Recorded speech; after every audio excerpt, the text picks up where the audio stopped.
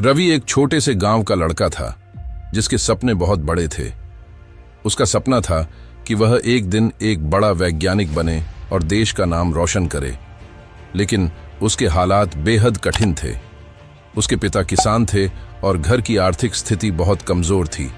कई बार घर में ठीक से खाना भी नहीं बन पाता था, लेकिन रवि ने कभी हार नहीं मानी। गांव में स्कूल की सुविधाएं सीमित थीं, लेकिन रवि को पढ़ाई का जुनून था।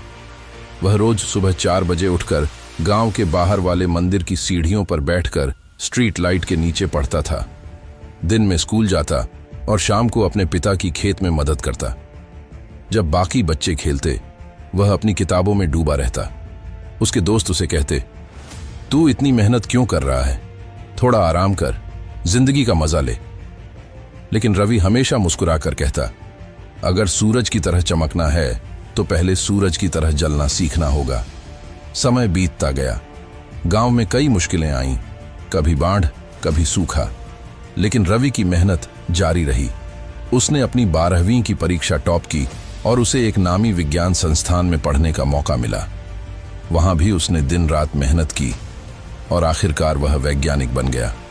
उसकी मेहनत और संघर्ष रंग लाए और एक दिन उसने एक नई तकनीक पर काम करके देश को गर्व करने का मौका दिया।